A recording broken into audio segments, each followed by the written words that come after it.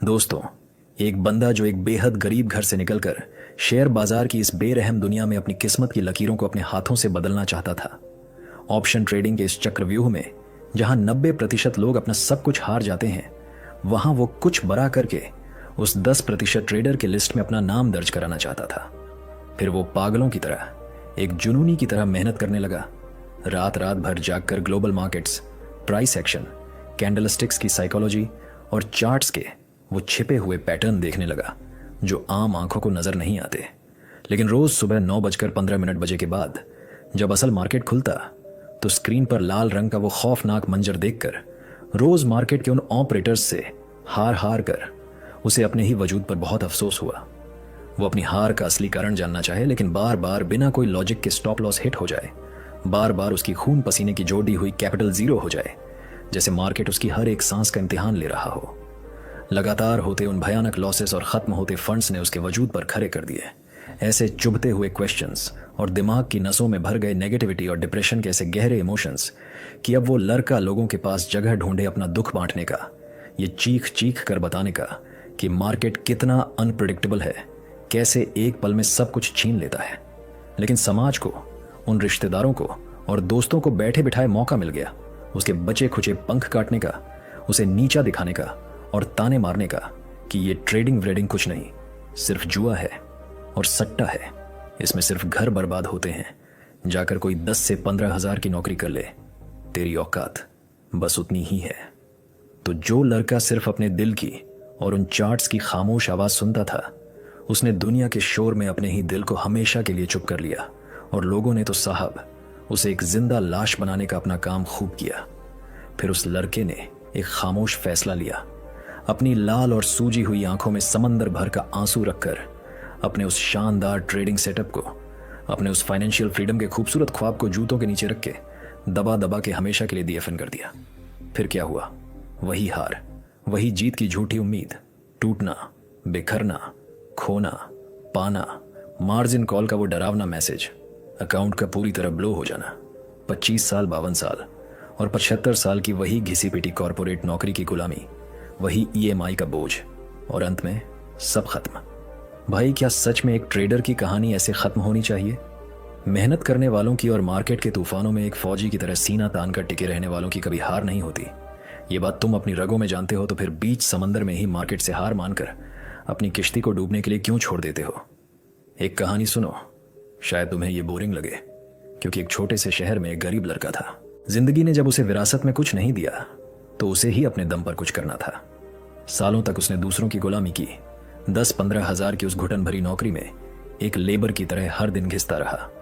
लेकिन अब साले को किसी भी कीमत पर एक बिगिनर से उठकर एक प्रो ट्रेडर बनना था। तो उठा लिया अपना वो टूटा हुआ फोन, खोल लिया डीमैट अकाउंट और शुरू कर दिया अपना ट्रेडिंग का वो जानलेवा फंडा। ना कोई बड़ा मेंटर था हाथ पकड़ने वाला, ना कोई लाख रुपए का महंगा लैपटॉप या 4-4 मल्टी स्क्रीन का चमचमाता सेटअप। तो बस एक उसी पुराने फोन की छोटी सी स्क्रीन पर ही कैंडलस्टिक की पल्स को महसूस करने लगा। लेकिन लोगों की नजरों में महाशय ने तो अपनी जिंदगी का सबसे गलत फैसला लिया। एक गलती की शेयर बाजार में करियर बनाने का सपना देखने की हिमाकत की, और दूसरा अपनी हैसियत और अपनी औकात से बहुत ऊपर का आसमान देख लिया। अब जब जिंदगी में एक मकसद मिला कुछ कर दिखाने का, तो इस जालिम समाज को भी मौका मिला उसे हर कदम पर गिराने का। भाई, क्या कर रहा है तू? बर्बाद हो जाएगा। छोड़ ना यार इस पागलपन को। ये चार्ट वार्ट, ये बैंक निफ्टी सब अमीरों की सट्टेबाजी है, सब बेकार की चीजें हैं। काबू में रख अपने इस औरते हुए मन को और जाकर कोई सेफ काम कर ले। लेकिन बहुत शाना था वो बंदा। उसे पता था कि जब तक सफल नहीं होगा तब तक करेंगे लोग डंडा। उसने सोचा, जब इस गरीबी में घुट घुट कर भूखा ही मर रहा हूं, तो क्यों ना कैलकुलेटेड रिस्क लेकर पूरे फोकस के साथ जारी रखूं अपना ये ट्रेडिंग का धंधा। हाँ बेशक, शुरुआत में प्रॉफिट के नाम पर 1 रुपया नहीं मिल रहा था, सिर्फ लगातार दर्दनाक लॉसेस हो रहे थे। तो उसने हार मानने के बजाय पहले अपनी नॉलेज की, अपनी बैक टेस्टिंग की और जैसी लिवरमोर जैसे महान ट्रेडर्स की किताबों को PRH परज कर अपनी लिस्ट को लंबा किया। उसने सीखा कि लिवरमोर ने भी कहा था कि वॉल स्ट्रीट में कुछ नहीं बदलता क्योंकि इंसानी फितरत नहीं बदलती। फिर 1 साल में उसने एक बिगिनर माइंडसेट से बाहर निकलकर सैकड़ों ट्रेड लिए। अपनी रातों की नींद, अपना चैन, अपना सुकून सब मार्केट की वेदी पर चढ़ा दिया। पर ओवरऑल प्रॉफिट के नाम पर हाथ में कुछ नहीं आया, सिर्फ और सिर्फ लॉस। एक गहरा सन्नाटा। पहली बात, दिमाग में ये डाल लो कि बड़े पैशन में, बड़े विजन में रिस्क भी उतने ही बड़े होते हैं। भाई, शेयर बाजार कोई बच्चों का वीडियो गेम नहीं है जहां तुम रीस्टार्ट का बटन दबा दोगे। ये कहकर उसने खुद के उस बिगिनर वाले कच्चे मन को समझा लिया, लेकिन अपने ही सबकॉन्शियस माइंड में अपनी साइकोलॉजी के किसी अंधेरे कोने में फेल होने का एक खौफनाक डर बैठा लिया। फिर जब मार्केट की उस परम नियति ने, उस ऑपरेटर ने उसकी इतनी अटूट मेहनत देखी, उसे एक सफल ट्रेडर बनाने की सोची, लेकिन कहा कि ठहर जा, पहले तेरी एक आखिरी परीक्षा लूं, देखूं तो सही कि इतने दबाव में क्या करता है ये मन का मौजी। तो एक एक्सपायरी के दिन ऐसा गजब हो गया, एक गलत डिसीजन, एक ईगो से भरा ट्रेड, रिवेंज ट्रेडिंग का वो शैतानी भूत उस पर सवार हुआ। ओवर लेवरेज लिया अपनी लिमिट से बाहर जाकर, और देखते ही देखते पूरा का पूरा ट्रेडिंग अकाउंट खाली। सब कुछ लुट गया पलक झपकते ही। एक ही झटके में सारी कैपिटल जीरो, इतना बड़ा लॉस कि सांसें अटक जाएं। मतलब दुनिया और उन लोगों ने बिल्कुल सच कहा था भाई। दिमाग में जो लॉस का वो पुराना डर छिपा बैठा था, उसने भी अपना असली विकराल रूप और अपनी औकात दिखा दी। सोचने लगा, हाँ भाई, ये ट्रेडिंग सच में फिजूल का काम है। यहां तो 90% लोग सिर्फ अपना घर फूंकते हैं। हमने सच में बहुत गलत रास्ता चुन लिया।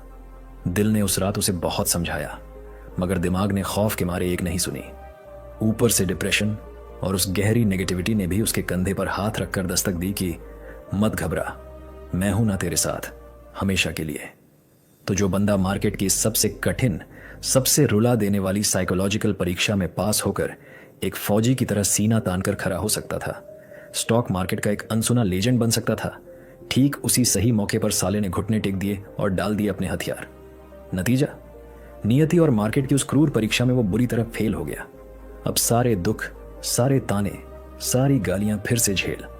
लोग, डर, नेगेटिविटी और मार्जिन कॉल ने मिलकर मार डाला एक उभरते हुए ट्रेडर का वो खूबसूरत ख्वाब, उसे बेरहमी से कुचलकर। अब ना बजेगी इस जिंदगी में बांस और ना बजेगी कोई मधुर बांसुरी। कल से फिर शुरू होगी वही पुरानी घुटन भरी जिंदगी, वही बॉस की गंदी गालियां, वही घिसी पिटी फैक्ट्री की वो लेबर वाली नौकरी। लेकिन दोस्तों, गुस्से में जब उसने अपनी बात रखी, रोते हुए उस ऊपर वाले को और किस्मत को कोसा, तो मार्केट की उस नियति को भी उसकी वो सिसकियां और उसकी वो बात सीधी दिल पर जाकर लगी। वैसे बेशक बहुत गुस्से में था वो लौंडा, अंदर से टूट चुका था, लेकिन उसकी भी गलती क्या थी आखिर? वो कोई जुआरी तो नहीं था, वो तो पूरी जी जान से लगा हुआ था। हर दिन सपोर्ट रेजिस्टेंस सीख रहा था, रिस्क मैनेजमेंट को एक प्रो ट्रेडर की तरह फॉलो करने की पूरी कोशिश कर रहा था। फिर पता नहीं ये मार्केट की कैसी खौफनाक परीक्षा थी। शायद उसकी इतनी अथाह मेहनत को देखकर नियति को उसे जरूरत से बहुत बड़ा इनाम देना था। इसलिए एक उस खौफनाक लॉस और उस मार्जिन कॉल के जरिए नियति को उसका आखिरी और सबसे कड़ा इम्तिहान लेना था। अब नियति ने फैसला लिया उसे सही राह दिखाने का, ट्रेडिंग साइकोलॉजी का, वो असली करवा मतलब समझाने का। दोस्तों, अब मिल गया उस फैक्ट्री में एक सच्चा दोस्त। तो बने जब वो दोनों एक अटूट दोस्त, बातें करी मार्केट की और अपने दिल की हर रोज रोज में उसने अपने सारे राज बता दिए, अपने सारे लॉसेस का, और अपनी बिगनर वाली उन बेवकूफियों का होने लगा उसे वो असली अफसोस। भाई, गलती मेरी क्या थी? तू ही बता। पूरा तो था मुझ में जोश, पूरी तो थी मेरी नॉलेज। तो उस दोस्त ने उसकी आंखों में देखकर कहा, तू हारा नहीं है मेरे भाई, तू कोई लूजर नहीं है। बस तुझे अपनी उन गलतियों से, उस ईगो से सीखना था, अपनी साइकोलॉजी को एक मशीन की तरह मजबूत करना था। कर अपने इस लॉस के पीछे छुपे उस असली कारण की खोज। दोस्त ने उसे मोटिवेट किया, उसने थोड़ा वेट किया, मार्केट को फिर से सिर्फ और सिर्फ ऑब्जर्व किया बिना कोई पोजीशन लिए। फिर महीनों बाद दोबारा कैपिटल डालकर स्क्रीन पर अपना पहला ट्रेड लेने में उसे ऐसा खौफ लगा कि पसीने से भीगकर धड़कते दिल के साथ वो रोते हुए जमीन पर लेट गया। दूसरी बात याद रखना मेरे दोस्त, जब तुम इतने बड़े और जानलेवा लॉस के बाद दोबारा अपने पैरों पर खड़े होते हो ना, अपनी साइकोलॉजी और अपने इमोशंस पर एक फौजी जैसा कंट्रोल करके जब तुम इस मार्केट में वापसी करते हो, तो तुम्हारे जीतने के और एक सक्सेसफुल प्रो ट्रेडर बनने के चांस दुगने नहीं 100 गुना हो जाते हैं। ये कहकर जब उस दोस्त ने उसकी पीठ पर हाथ रखकर उसे हिम्मत दी, तो बात रखी, एक बहुत कड़ी शर्त की। तू अगले 1 साल तक सिर्फ प्रोसेस पर मेहनत कर, प्रॉफिट के पीछे कुत्ते की तरह मत भाग। बिना रखे कोई डर अपने उस टेस्टेड सेटअप पर ट्रेड ले, और जब ना मिले कोई फल, जब लगे कि सब खत्म हो रहा है, तो और बढ़ाकर अपना स्ट्रगल, अपनी साइकोलॉजी को ऐसा फौलाद बना ले कि मार्केट का कोई भी ऑपरेटर तुझे डरा ना सके। तीसरी बात जो तुम्हें अपने जहन में उतार लेनी चाहिए, मेहनत और कठोर डिसिप्लिन ही इस शेयर मार्केट में फेल होने की इकलौती और सबसे असरदार दवा है। अपने रूल्स के साथ एक रोबोट की तरह मेहनत करने वाला ट्रेडर कभी हारा नहीं है। स्टॉक मार्केट का सालों पुराना इतिहास इस बात का गवाह है। तो फिर से उठ खड़ा हो अपना भाई। जोश क्यों ना हो तुम्हारे अंदर। जब 4-4 साल तक शेयर बाजार की स्क्रीन के सामने आंखें फोड़ने के बाद भी रिजल्ट नहीं मिलता, तो बड़े बड़े धुरंधरों के हौसले शीशे की तरह टूटते हैं भाई। ये बंदा बेशक अभी लगा हुआ है पूरी जी जान से, अपनी रातों की नींदें उड़ाकर, उन चार्ट्स को ही अपनी पूरी दुनिया मानकर।